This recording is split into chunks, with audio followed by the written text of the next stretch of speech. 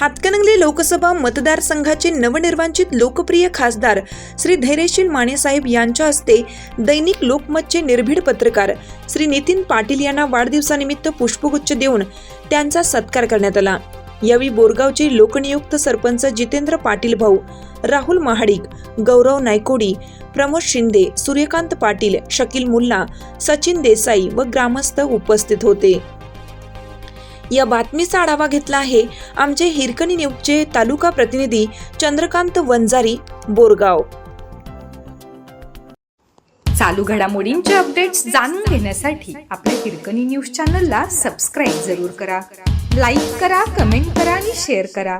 Bell आयकॉनवर press करा आणि नोटिफिकेशन्स मिळवा।